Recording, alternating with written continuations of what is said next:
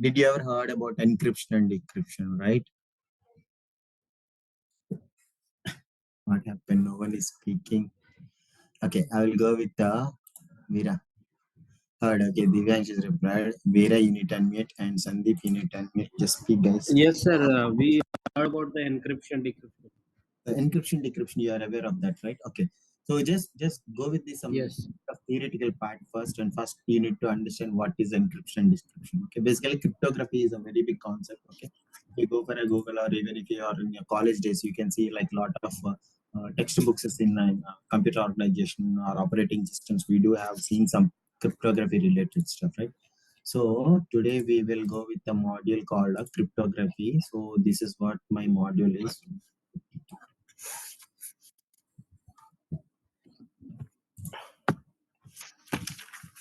Okay, so first of all, so as I mentioned something like, right,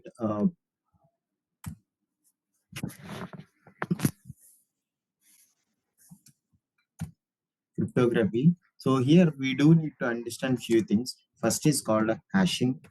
Okay, you know what is a hashing means, and second one is something called a encryption decryption.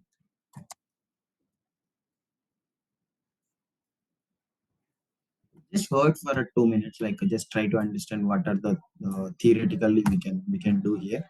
Okay, and then we can go with the practical thing. Okay, so what is hashing basically? See, let's say if you are having some text, let's say, okay, let's say there is you are implementing some whatever it is called. Just a minute, my laptop charger is gone. Oh my god, give me 1 second, please.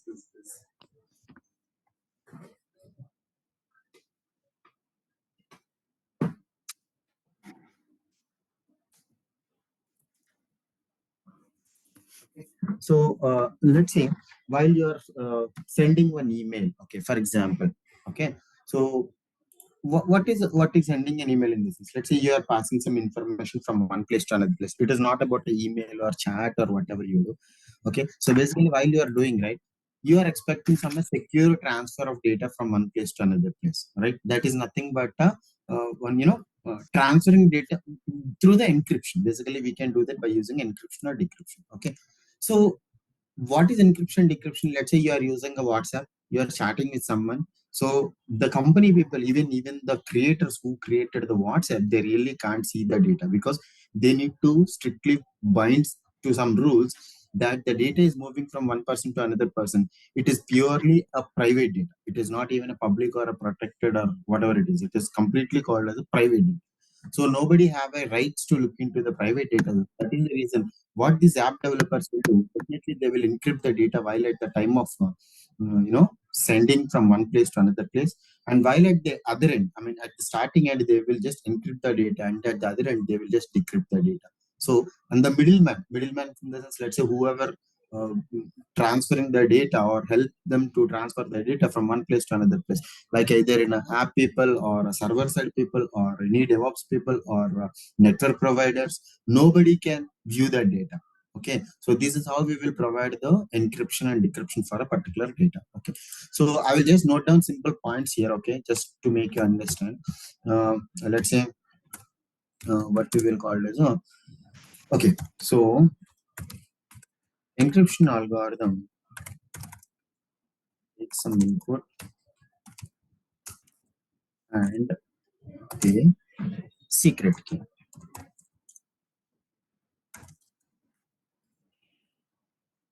Generate a random looking output. She is also called as a ciphertext. My keyboard, which is also called as a ciphertext. Ciphertext in the sense the text which is not read by a simple text. It is not looks like a simple text. It is something like an encrypted text. Okay. Okay. So this is called a ciphertext. The same thing we are doing in hashing as well. So basically, what is hashing in the sense? Hashing means convert your plain text to ciphertext is called hashing.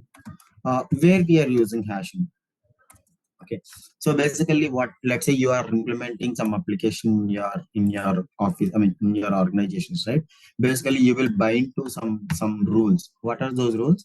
Let's say the user is doing some operation. For example, if they are doing some payment gateway or something like that, right? By the time user will enter their details like credit card information, CVV, or whatever the information they will add, right?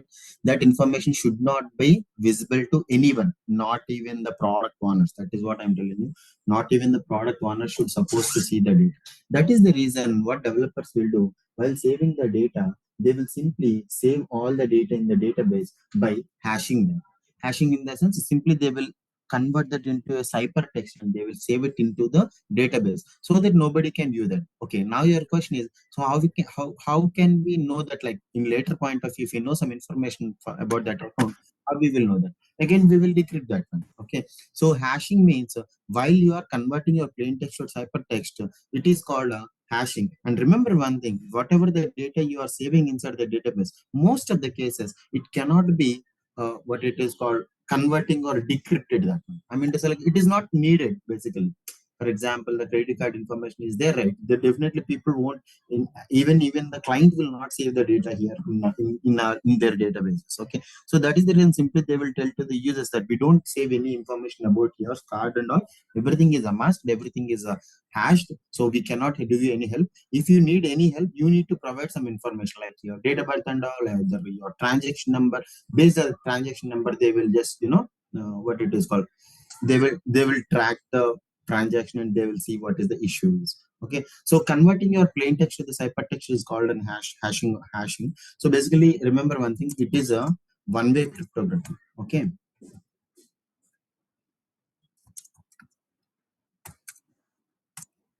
one-way cryptography.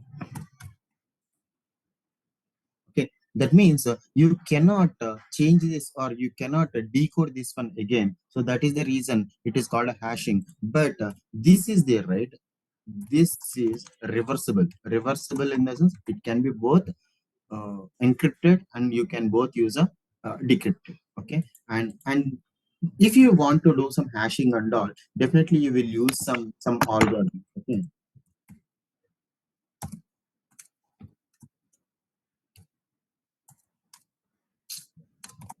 use it to hash your uh, text is or text are. There are few hashing algorithms are there. Those hashing algorithms are something like 25. See, I'm aware of few things, but I'm not completely aware of all the list of algorithms. But for now, I'm just considering at least few of the algorithms which I'm aware of. So SHA is the most popular algorithm, secured hashing algorithm. Okay, and RAC is one of the algorithms. Message Digest 5 is one of the strongest algorithms which we are using. There are a lot of algorithms are there.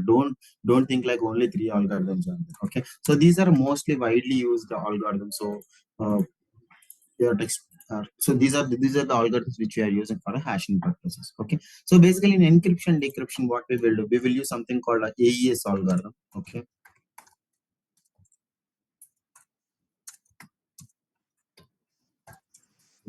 in this case. Okay, so basically this is the one of the most popular algorithm when we are using for encryption and decryption. Okay, so okay, now you understood what is a hashing means, what is a encryption and decryption means. Hashing in the sense you are trying to convert your text into the ciphertext, right? Ciphertext in the sense it can be in any format.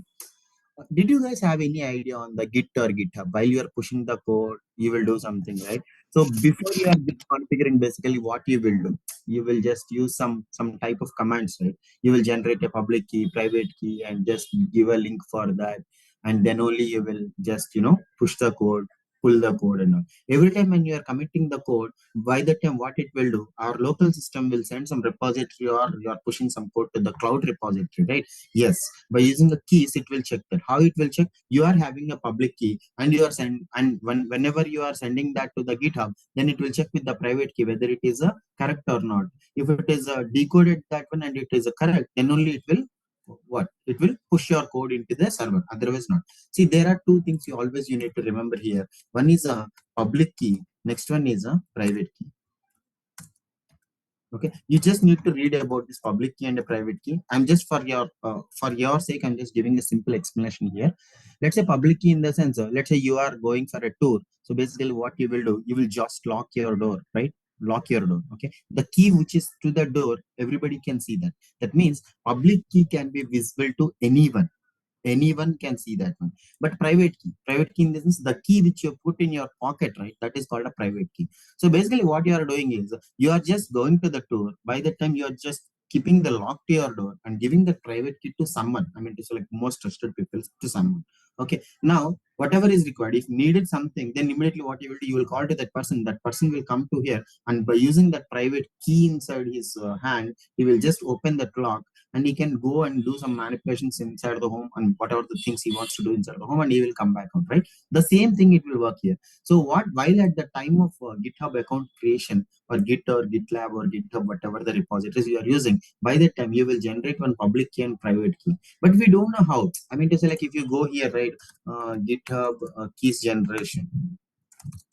Okay, they are using some commands. If you just see SSH key, secure socket hub, these generations are, I mean, key generations are there. They will give you some examples. See, this is what your email, you need to mention that keygen is the command which is used to generate the key, and it will generate the key and save it inside your system. And similarly, the private key will be there. What you need to do, you need to go for your GitHub site, and there you will go for a settings, and inside of the settings there is option called a keys, and SSH keys will be there. Inside the SSH keys, you need to paste that one. That is what you will do, right? So basically, this is all entirely happening in the background. But how the keys are generating and all, that is by using some server key program. I mean, server side program. Okay, whether it is a Java or .NET or PHP, whatever, I don't care. But currently, we are using a Node.js. So I will explain you like how we can use a Node.js to leverage the cryptography in a simple terms. Okay, so basically, this is one of the, see, we may think that it is inbuilt module, but no, just like a file system, it is also another module which we need to always use a required statement here. Okay, currently people are using something like a node call and crypto and all. You don't need to do that one. Instead of that, you can directly use a crypto one. Okay, just a minute. We did with file 2 yesterday, right? Let me do one thing. I will create another file, something like a file 3.js. Okay, basically this is contains all the crypto related stuff, right? Okay, so what you will do, basically, const crypto, this is what we will do, equals to require, and you need to import that particular module. That module name is crypto, so I just imported that one. Okay, so people may ask, like, you put as capital letters or small letters, is it required or not? It is not like that. You always need to use a crypto in a small case letters. Okay, this is how you will what include the crypto in your current file, in your current working directory or working file. On the top of that, you can do lot of things. Okay, so first of all, let me go with the crypto module here. Inside the crypto module, I'm sorry, just a minute. In the crypto module, what we can do, see, go to the top place. Here you can see there are a lot of classes are there. Certificate classes there, cipher classes there, decipher classes there, diffie-Hellman class is there, and there are a lot of classes are there. But out of all these things, we will use a few things. Okay, I will explain you, like, see, crypto module methods and properties, these are the main important stuff which we are using most of the times. Okay, there is some notes also provided here. Please guys, just go ahead with and try to read, spend.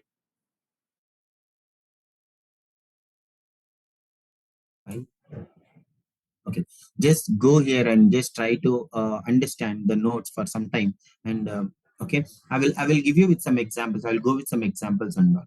Okay, the very first one is, for example, this crypto library can be used in a lot of ways. Okay, the very first one, I will go with a random. Okay, there is something called a random int is a number. I mean, random int is one of the method which we will use, which is used to generate any random number from a minimum integer to maximum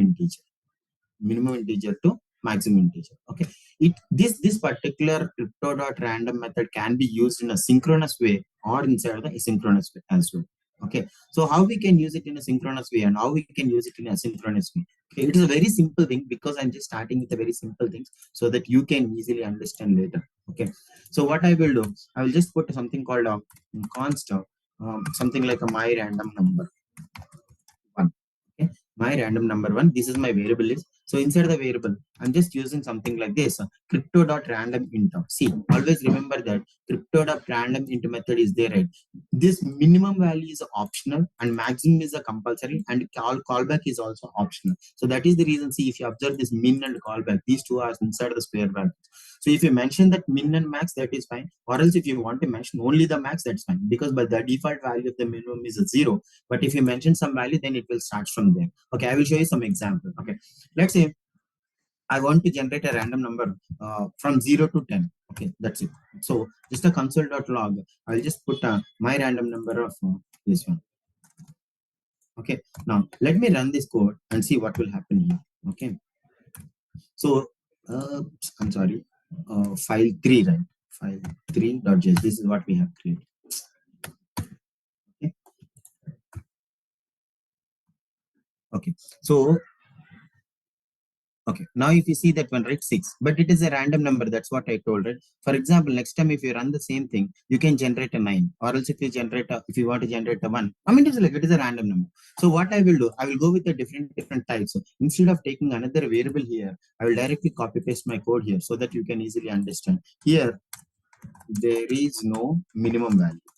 Okay, you don't need to mention any minimum value while at the time of generating the random number. Okay, similarly, if you want to mention a many minimum number, yes, you can mention that one. For example, you want to mention a numbers between 1 10 to 100. Let's say if you want to generate a random number between 10 to 100. Okay, there is a minimum number, minimum value. If there is a minimum value, then how you can do that? 10 comma 100. Just I'm running this code. See, 3 comma 54 and 4 comma 496. If you observe the second number, it is always lies between a 10 and 100. Okay, it is always lies between a 10 and 100. What it means is, this means is 0 comma 100. So that is the reason it is generating a numbers between 0 and 10. But this is a strictly generate a numbers between 10 to 100. Okay, so this is how we will use in a random int, that in a synchronous way. But if you want to write it in a asynchronous way, how you can do that? So the third parameter you need to mention is a callback. So that parameter you need to mention here. So if you go here, right, so simply I will write something like a crypto dot random is there, right? Crypto dot random is my method. Random int. Okay, random int is my method. So after that one, basically what you will do, you need to mention your minimum value and maximum value. Now you can we put a negative? Yes, you can try with the negative numbers also. There is no issue. But always make sure minimum number is a small one and maximum number is a big one. That's it. Okay. Now you can put some callback value here. Inside the callback value, basically what it will do. So if you go here and check that, right, the callback value will take two parameters. The callback here mentioned like function error comma n. Error is the error first callback and n is nothing but a number. So basically what you need to do, just mention something like error and the number is n, which is nothing but the generated random number. So basically what you will do, if you put like a if error, then simply what you can do is simply console.log of, you just mention something like a error in generating random number. Okay, so this is my error message. Or else what you need to do, you just need to put a console.log.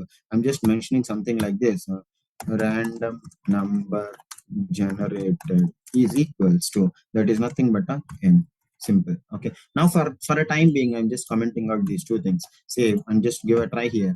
So whatever the random number generating is 86, and next time 93, and next time 15, or blah blah blah, whatever it is. Okay, I will go with the minus 10 and a 10. I want to generate a random numbers between a minus 10 and a 10. Then what will happen here? Let's see. Okay, random number generated. Oops. Random number generated is a 2 first time. Okay, minus 2, and it is a minus 7, it is a 2, it's a minus 1, it's 0, whatever it is. Okay, so how many times you will run, it will always generate a new random number. This is how you can use it in a synchronous way, and this is the way you can use it in a synchronous way. Please go ahead with your questions if you have any.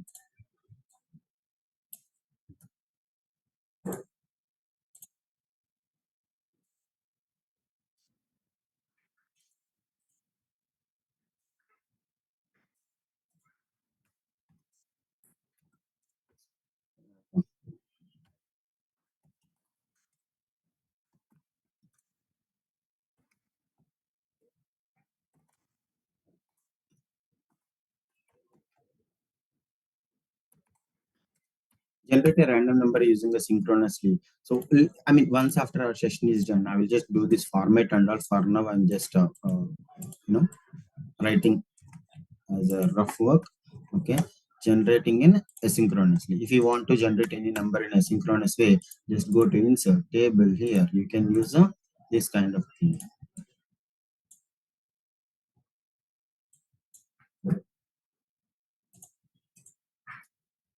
Okay. Now let's say, so you know how to now you understood, right? Like how you can generate a random number using a synchronous way and asynchronous way. That's a random int is the method which is used to generate your number in a asynchronous way. Similarly, there is something called uh, generate a random number. It's not a random number. Generate a random UUID. So how many of you are know about a UUID means? What is UUID?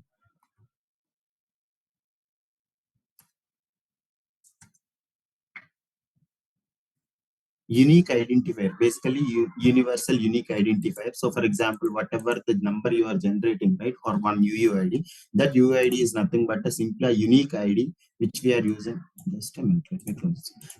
One unique ID which can be identified than particular person or place or something in a database. If you want to identify one particular record, then generally we will use a UUIDs. Okay, so there is something called a random UID method is there. If you go for a random UID method, what it will do, so generates a random RFC 4122 version for UID. The UID is generated using a cryptographic pseudo random number generator. Okay, cryptographic pseudo random number generator will be used here, and that UUID will be generated.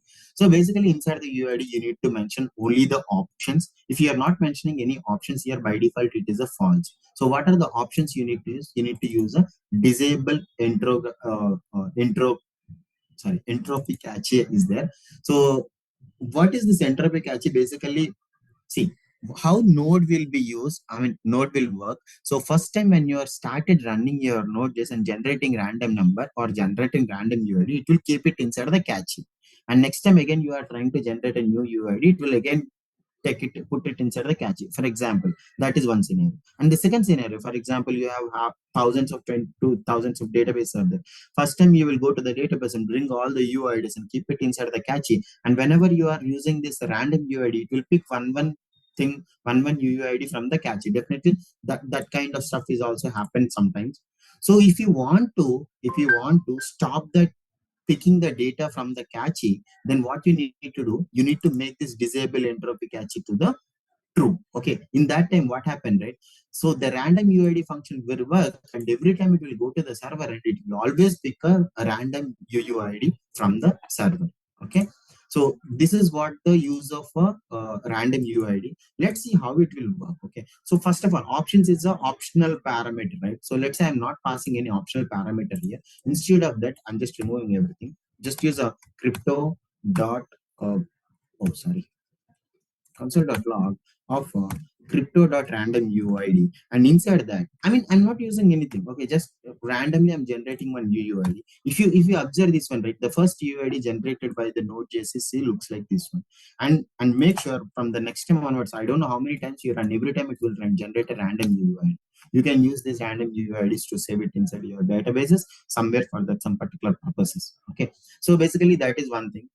But don't rely on this one. Why? Because the node.js server will catch you all these values, and sometimes what it will do, it will pick the value from the cache itself. So if you want to avoid that kind of pickup from the cache, then simply you need to take this variable disable entropy cache is there. So make it as a true. That means you are disabling this particular value picking from the cache. So that is the reason every time it is generate a fresh new random UID, it won't never ever pick from cache. Clear? So random UUID is the method which is used to generate a random UUID in your applications.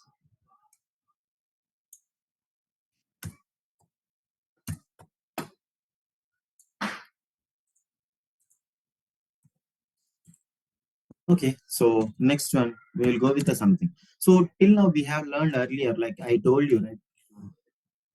I'm sorry, here a spelling wrong. So if you go with here, right? I told you something about hashing and encryption and decryption, but currently we are using this random things all right. So why we go with the random things and all? We will go with the string encryption and string decryption and all. Okay. So basically what you need to do, there is some function called a script. Okay, guys, I took a very lot of time to explore this particular script. Basically, I never used, I earlier I used something called a b crypt, c crypt, I mean, to like binary cryptology, crypting, and c crypt is there. So there are lot of cryptologies are there, but a script is first time we call it as a script. Okay, just google about this one. Basically, this is a really helpful for you guys. Okay, so just google about something like what is a script means. Okay, so a script. Okay, a script algorithm. If you go for a script algorithm, right, you can go for Wikipedia. Don't go for any other stuff. Just go for a Wikipedia, and here you will learn like what is a script means. It is pronounced as a script, ESS script. Okay, so for some particular purpose they have implemented. Basically, after reading all these things, you will understand one thing. When you are using a cryptocurrencies, right? Did you guys are aware of any little bit about the cryptocurrencies? In the cryptocurrencies, we call something at call as a data mine. So by the time we will use some algorithm. So in that algorithm, every time they want to generate a new, or they want to encrypt your text, whatever the text you are entering, they want to encrypt a text in a particular format. For that purpose, initially they have built this script. Okay, I strongly request you to please go with the script and try to understand how this script was built on. There are different algorithms are there. Okay, so password based kdfs are there. There are a lot of like rs elaborators implemented something, but out of all those, this is somewhat a uh, time memory trade off. I mean, it is like they simply name it as a time memory trade off, or trade off something. Okay, just go with this script algorithm, but I will let you know like how this will work. Basically, this script can be used inside our Node.js as a synchronous and asynchronous. Synchronous in the sense, a script sync is one of the method, a script is another method. Okay, this is asynchronous way. In the synchronous way, if you want to pass, you can pass a password, salt, key length, and all. And there are some other options also there. But if you are going for asynchronous way, you need to pass password, salt, key length, and there are some options. This is optional parameters, and there is something called a callback. Okay. First of all, we will go with the synchronous way, and then we will go with the other things. Okay. So my question is something like this. Somebody asked you like, mm, write a sorry, write a program to what it is called, generate a key with your string by using a script.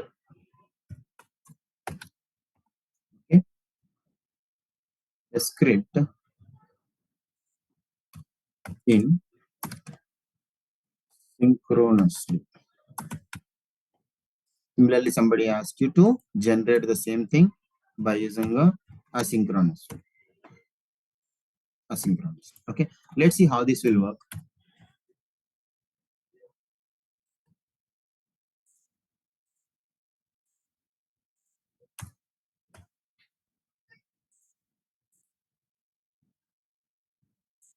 Okay, so let me go with the node documentation first. So this is a synchronous method. So script crypto dot script a script sync. Okay, now go to here, and now let me remove this line, which is not required. Okay, so we are writing anyways, it's a synchronous way, right? So that is the reason I'm directly writing a console.log crypto dot string.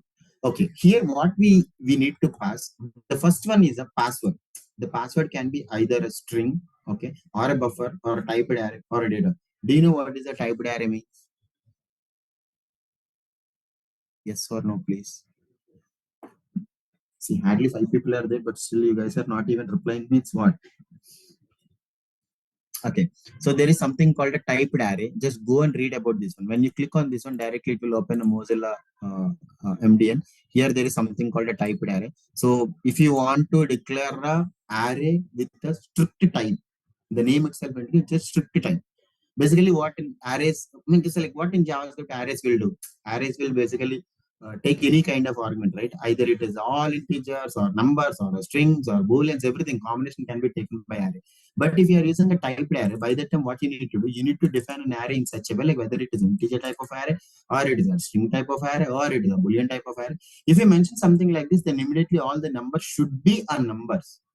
all the values inside the array should be a numbers. If it is a string type of array, all the elements inside the array should be a string. So this is called a typed array. The name itself indicates it's a strict data type will apply on this array. Just go and read about these things also, please. Okay. Okay. First of all, either string or buffer or type array. It can be anything. I will just by default I will give a string. Just next one. Somebody who's know what is salt. Salt in the sense. See, basically the value or some random string, whatever you, which is called as salt. Let's say there is a some string or your data. Okay, don't consider this the password. It is, let's consider it is our data, right? Password in the sense either your username or password, whatever it may be, those are nothing but your data. Okay, you want to encrypt that data or generate by, I mean, you want to generate some key by using this one. Okay, so for that, what you need to do, you need to give some random number. Basically, this random number for a local boxes or random number or random text, these things will be under our control if it is in a local box. But if you are using a other environments like a pre-production or production, only clients will save that random name and random string, because if we know that, right, as developers, we know how to break the system also, right? We can not only bring, not just to bring build the systems, but also we can break the system. So that is what usually people will do. So that is the reason what we can do. If we know the secret key or secret value, by using the secret value, we can directly you know decrypt the things, and we can know the people, and we can break the systems, or we can hack the somebody's data and all, right? So that is the reason this salt is a very unique value. Always remember that it is a very unique value. It can be anything, either a string or buffer or type or data, anything we can use. By default I will use a salt. And key length. So as I mentioned, like a script sync will generate one key, okay, for this password. So that key length, how much length you want to give, always make sure you are giving a 2 power of something. Okay, I mean to say like either 2 power 10 or 2 power 20 or 2 power 30, whatever the one. Either it is of anything like 512 or 1024 or anything, you can give any number. But in these examples, they have given by using a 64 and something like that. But yeah, you can take any number of things. And as I mentioned, it is options are there. The options are optional parameter. There are three parameters always it is there. One is a cost, next one is a block size, and next one is a parallelization. Cost in the sense the CPU or memory cost parameter must be power of a 2 greater than 1. That is the default is a 16384. Less than that number you have to mention. And blocks is nothing but a block size parameter for that's by default it is 8. The parallelization, this is parallelization parameter. We will discuss about this parallelization. Basically, where this parallelization will do. Let's say there are two processes executing parallelly, right? Okay, so the concept is called parallelization. Basically, when we will use multiple threads, if we want to execute, by that time we will use a parallelization. Just give me a second, guys. Okay, so that is the reason we will use a parallelization. Parallelization is also a number. By default, obviously, it is a one, but if you want to change, you can change it. But you cannot use a three parameters here. Instead of that, you need to use aliases for those. If you are using capital N, that represents a cost, small r represents a block size, small p represents a parallelization. Okay, people may get bored if I go with the theoretically, then definitely I will go with the what uh, go with a practical example. Okay, so let me take this example here. Okay, I have something like this. These are the parameters I'm passing here, right? Okay, so first one, the password, whatever I do, and something like anything. It can be a word or string thing, right? Okay, something like this is my test password. Okay, anything. Or if you want to make it just to put a password, that is fine. Anything is fine. Either it can be a word or it can be any sentence or something. Okay, and next one I told you, like it is a salt. Salt is a unique string, or either it is a typed array or anything which is used for encryption your data and to generate a particular key. So basically, I can give anything, something like at the rate of hash dollar, something like this. Okay, so nobody can guess this one later, right? So that is the, but I will remember this one. This is the key which is used to decrypt this one. Later point of view, if I want to decrypt this one, then we will use. So key length, as I mentioned, any 2 power of some values. So basically they are using a 64. That is the reason I am using a 64. But don't limit to that. You just used with different, I mean, apply with some different numbers like 64 or 128 or 512 or 1024, whatever the number you applied for that, and check that whether the particular key is generated with that length or not. For now, I'm not going with any options, okay, because I really don't need that options and all. That is the reason I left those things. Let's see, like the file 3.js.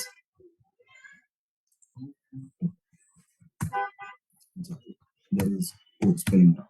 Okay, so this is what the buffer I got, right?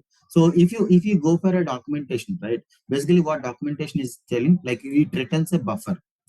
Okay. So you know how to convert this buffer into a normal string, right? I mean to say like normal string. So if you want to convert anything into a normal buffer into a string, definitely we will use a toString method. I think we already done with this session. So that is the reason you already saw this one buffer. But if you observe this one, right, the buffer is generating some special characters like, different kind of characters.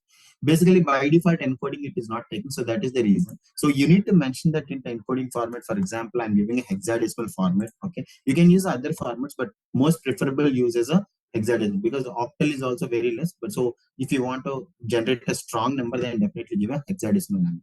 So if you are going with the hexadecimal, then let me see the time. Otherwise, I forgot the time. Okay.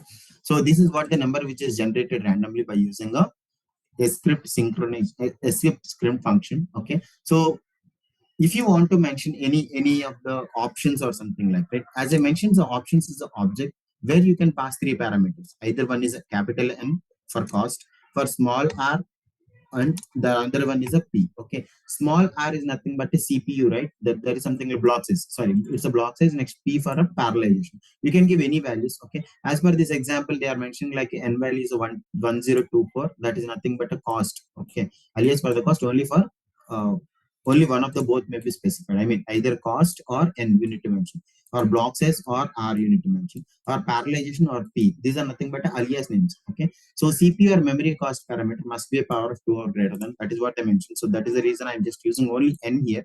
I mean, like for testing purpose. Okay. So that is nothing but a 102 for as of whatever they have mentioned. I'm just using the same thing. Okay. Let's see.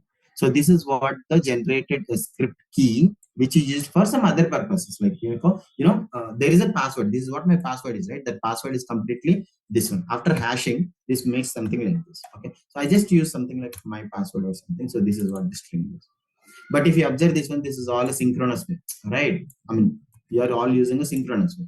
If you want to use a synchronous way, right? Just a minute.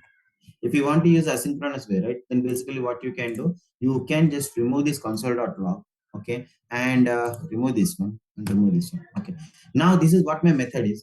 In the asynchronous, if you want to use asynchronous, you can use simply use a script. Okay, that is the only method. The first parameter is the data, and next parameter is the salt, and the next parameter is the key length, and next parameters are the optional parameters. And after that, what you need to do is you simply need to do one thing. You need to pass another parameter which is nothing but a callback. Okay, so inside the callback you can get something. Okay, but what you will receive, you can just go here and see that what it is returning. Okay, basically when passing the strings for the password result, please consider so and so and so, an exception is thrown buffer. Okay, what is the callback? Oh, it is a string, right? Okay, just a minute.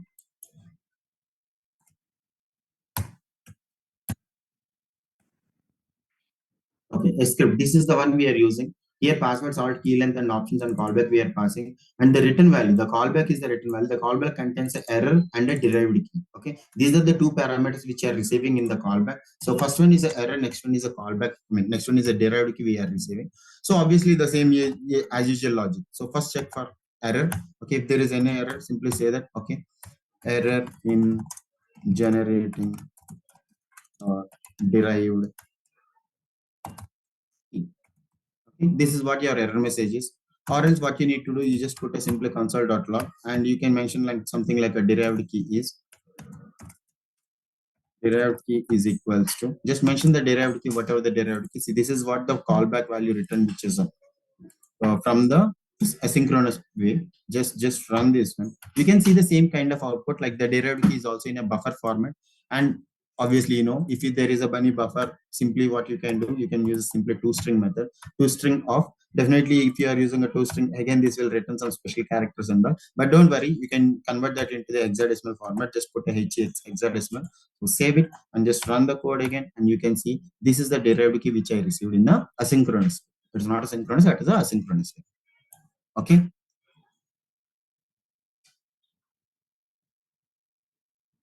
Okay. I'm just copy pasting this one here.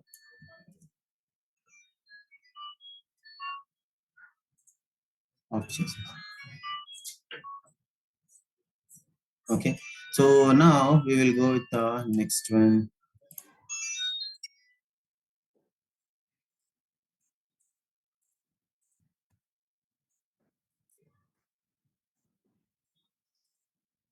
So what else we have? We are converting our see, first of all, we will generate a random number in a synchronous and asynchronous way, and we have generated a random UUIDs, and we are done with the strings which are converting or derived a keys or display the hexadecimal keys in hexadecimal format by using a synchronous and asynchronous ways, right? So now let's say somebody asks you, even in the starting of the session, I told you like I really don't aware of like what kind of algorithms are there. I mean, hashing algorithms are there to hash your code and all that. So for that, you don't need to worry. Instead of that, what Node.js crypto module is having, right? We have something called a get hashes. Okay, basically, what get hashes will do, it will returns an array of names that are supported the hash algorithm, such as something like this. Hash algorithms are also called as digest algorithms. Okay, just remember this thing. Hash algorithms are also called as a digest algorithms. Okay, and thing is, every subprocessor or every CPU or every operating system may not support each and every kind of algorithms, right? Sometimes my Windows operating system may support 10 to 15 algorithms. Yeah, or let's say if you are using a Linux operating system, it may support 30 to 40 algorithms, right? So it can be any number of algorithms. If you want to display all algorithms which are used for hashing, simply what you can do, you just need to put a console.log and just put a crypto dot get hash. Get hash is the method used to return all kind of algorithms which are supported. Let's see in my Windows operating system. So these are the algorithms which are supported by my Windows. I mean to say like the node which I installed in my machine. My machine is supporting all these kind of operating system. Sorry, algorithms. Okay, there is a Shake 256, Shake to 128, SM3, SHA 256. Basically, we will use this SHA 256 in most of the times. Right? 384 and SHA 3256, RSA algorithms. There are a lot of algorithms. If you want to list out all those things, just simply needs to use a get hash method.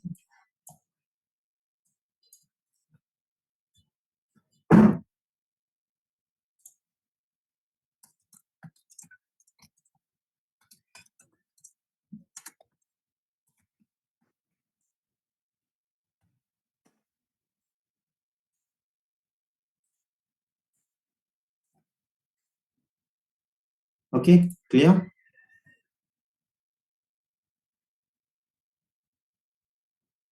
Okay, great. Now, let's say, okay, let's say if you want to generate some key, okay, basically key in the sense what? Either by using your text you are using that one, but let's say in sometimes, for example, there are some network protocols are there. In that network protocols, basically what happened, right?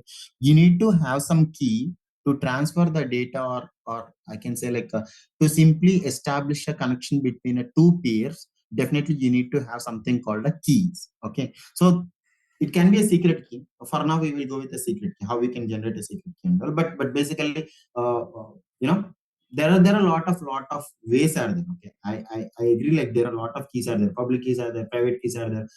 .pem keys are there. .set keys are there. If you observe, right, so can we give a user defined key? Yes, you can give a user defined key, but make sure it should be a very strong. Basically, what happened, right?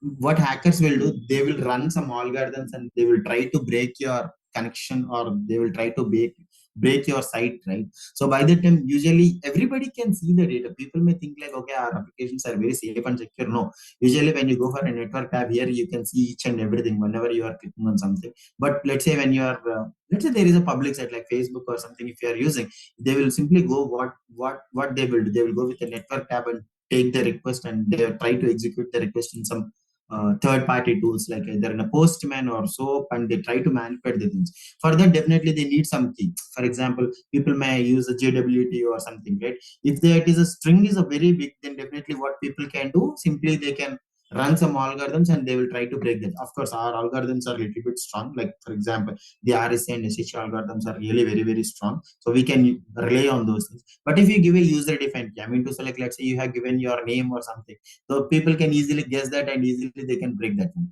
See, out of 24 characters of ABCs, right, they will put some combination and hardly 10 to 15 minutes of time to them to get all the dictionary words to run on your application, and simply they can break or crack your matching string, right? So that is the reason people won't suggest like never go with the user defined values and all. Instead of that, if you can go with some hashing algorithms, that will be very helpful for your to make your application very strong.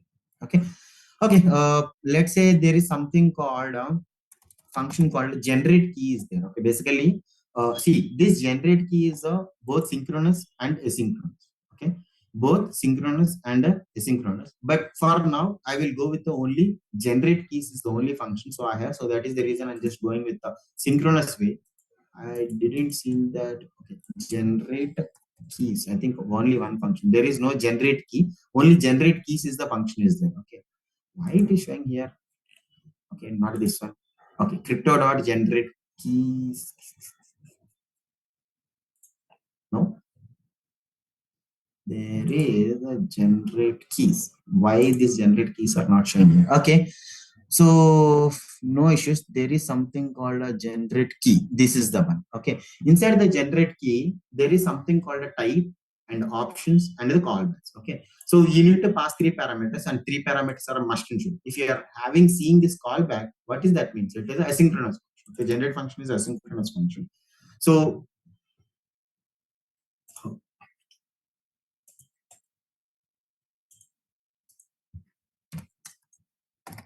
write a program to uh, generate a key using asynchronous. Okay. So using asynchronous, how we can generate a key? Okay. Leave it. Later, I will just modify all this stuff. Okay. Sorry.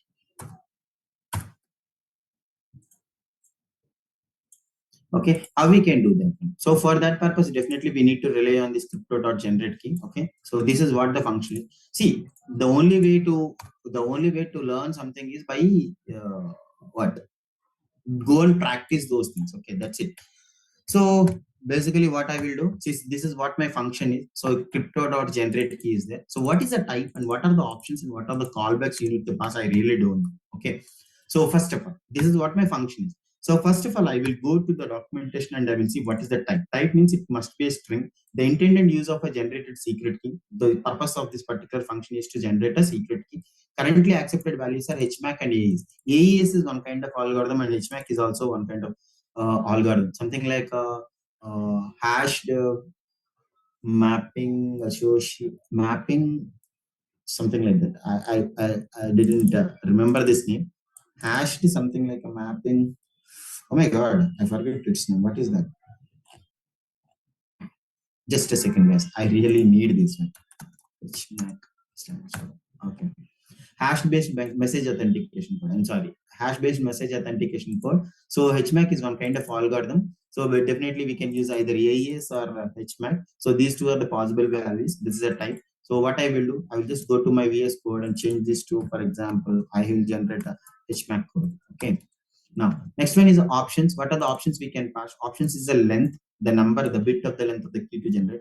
This value must be greater than zero, as I mentioned. That's fine. So if type is HMAC, you can use some limit, and if it is a AES type, you can use either 128 or 192 or max to max 256. Okay, so that is the reason I go with the HMAC. Okay, the callback contains error and the key, whatever the key you can generate. So I will just go with the options. So definitely the options are length, right? You can see here, options is an object type, so definitely you need to mention object here. Okay, just go with the object here, and the first one is a length. This is the only parameter we are using, something like a 512. I'm using a 512. And the callback I want to take, the callback is nothing but, see, this is how the callbacks look like. Inside the callback, I'm passing two parameters because as per documentation, one is error, next one is a key. These are the two parameters we are receiving from here. So as usual, just check that if error is there. If error is there, then simply put a console.log. There is an error while generating the key. Okay, so else what you need to do is simply put a console.log key generated key is equals to something like this. This is a key. Okay, save. So now just try to execute this one and see what we are receiving here. Okay. So the generated key is a secret key of object, a key object. It is symbol and it is a secret key. You saw this one. It is a type of secret key object. So that is the reason you may can't see that value, but that is wrong. I mean, like if I leave this thing here, definitely you would never know how to, I mean, you cannot see how we can decrypt or how we can see the key and all. So that is the reason basically what you will do. There is some function called export function. See, that is a key object, right? The secret key will be having some function called export function. I just googled about this one and I just did some R&D for this one. This function is having something called export method. Okay, if you are doing export method, right, definitely you can see some value here. So that one is a one buffer. Whenever you are using export, then it is converting that into the buffer. And after the buffer, you know how to convert that into the strings, right? So use a simply two string method. Inside the two string, just mention a hexadecimal type for encoding. So simply save this one and run this one and see what is output is. This is what the generated. And remember one thing, it is a randomly generated key. I mean, it is like whenever you are running, right, it is always generating a new key. Okay, clear?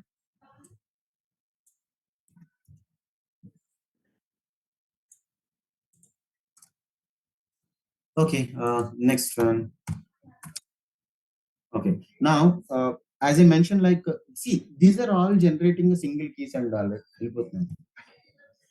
So these are all mentioning the different kinds of keys, right? But remember one thing: these keys are all like I'm generating every time it is a one key. But if you are having some idea about a Git, right? So by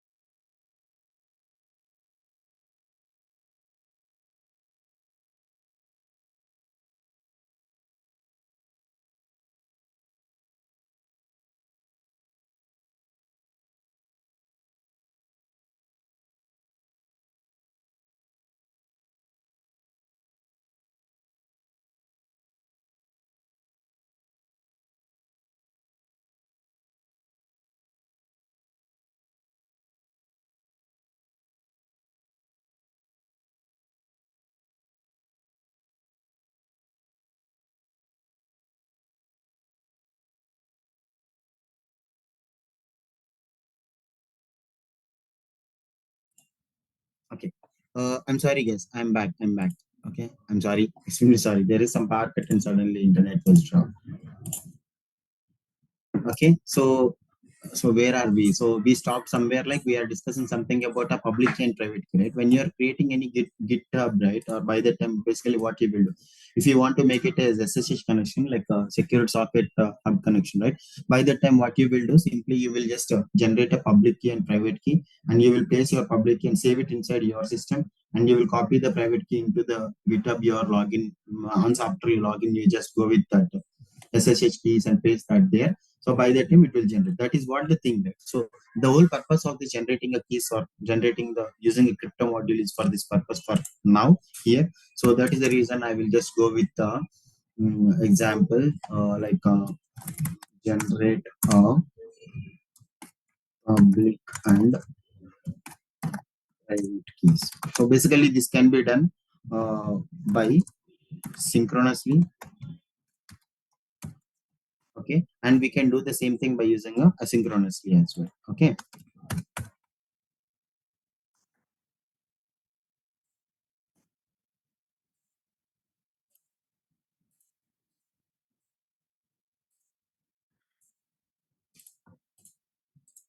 Okay, fine. So let's see how we can do that one. Okay. So I will just go with the table here, and I will just go with the one more table here. Okay. Okay, fine. So, okay. So what we are doing is, for that purpose, we have something called a generate key pairs as there. Okay. Generate key pair is my method, which is used to generate a public key and a private key. See, there are different ways, like create public key, create private key is also there, but these are different. Okay, we will go with that examples later.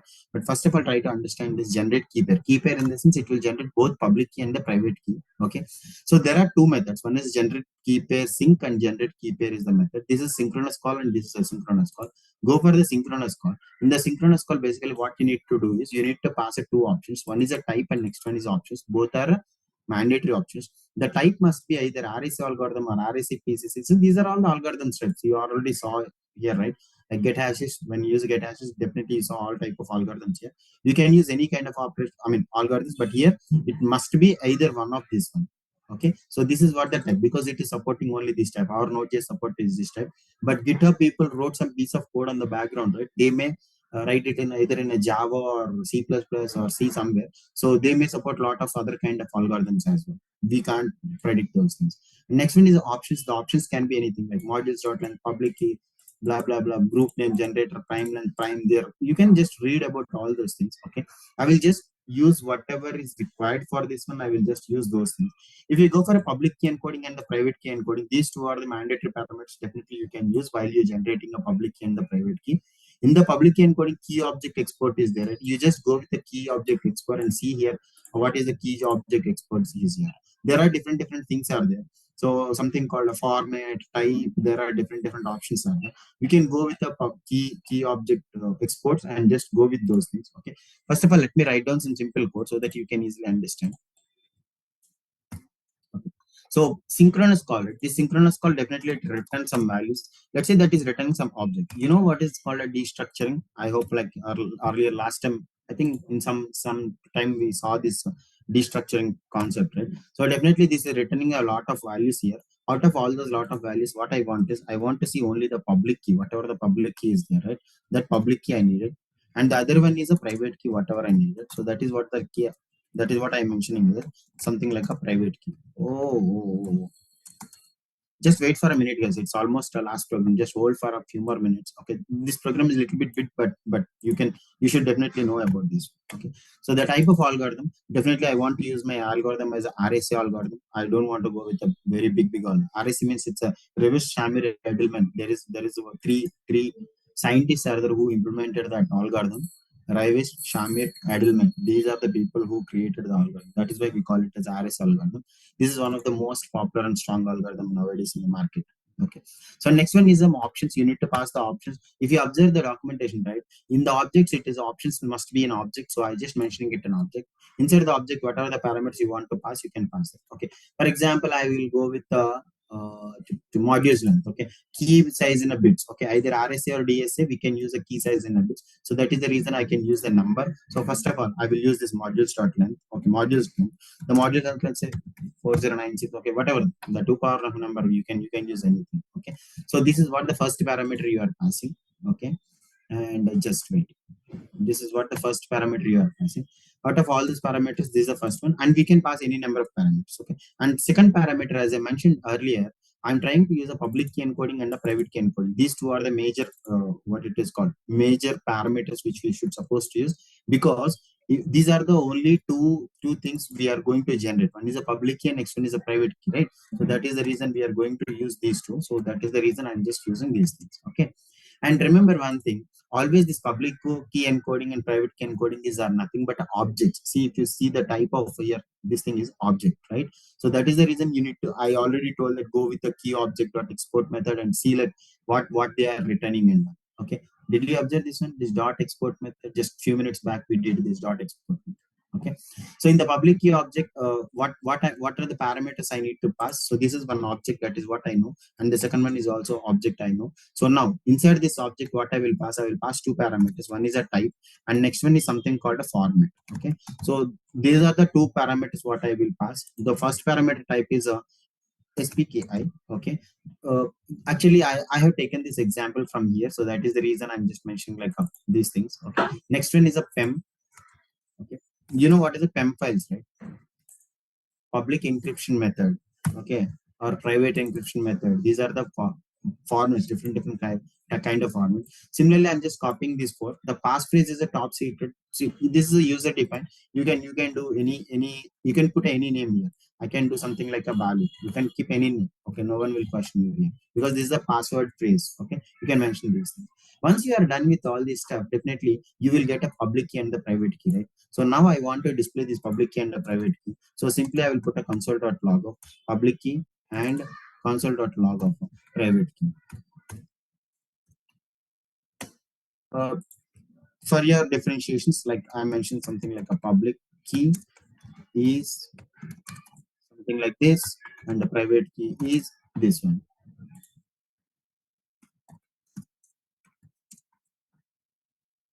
Okay.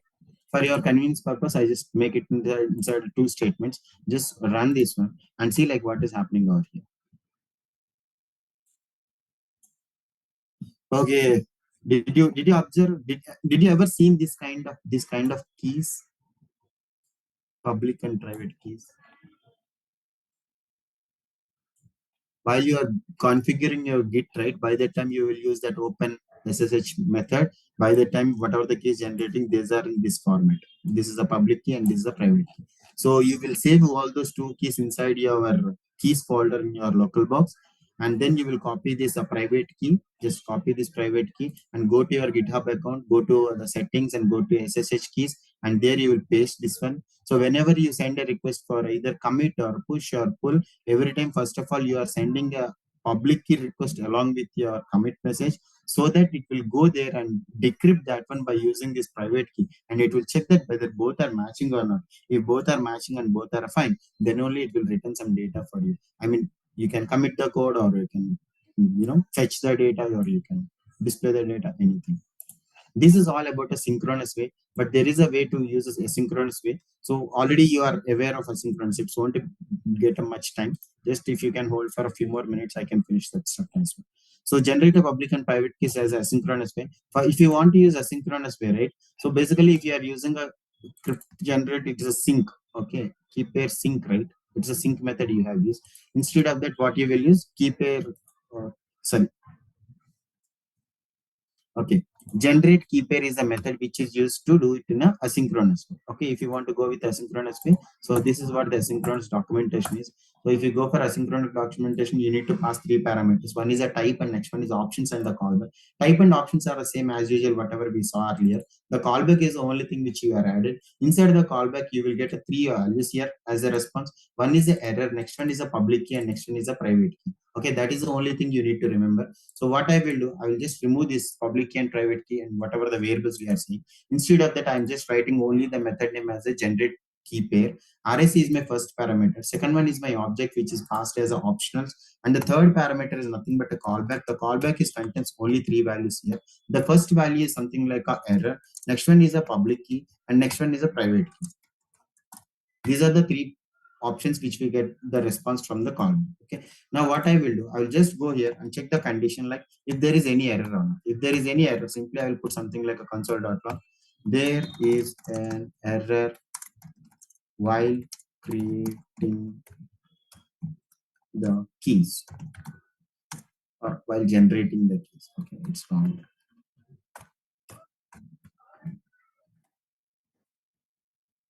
While generating keys. Okay. Or else what you need to do, simply you can come here and put a console.log of public key and console.log of private key. That's it. Okay. Now people may get a question. We are having a callback. That is the reason we are handling all these errors. But it is in asynchronous. But in asynchronous, where what we will do? Basically, you can keep that code inside the try catch. Inside that try, you can put a console.log of public key and private key. Inside the catch, you can catch that error and just put a message like the console.log error. And if you want to display the error as well, you can generate the error. You can just display the error as well. Okay. This statement will go to the catch block, and these two will come to the try block. That's it. Okay, let me see what we will receive. Okay, the same values, like I mean to say, like it will generate a new keys. Okay, one from here I'm running, right? So this is what the public key is, and this is what the private key is.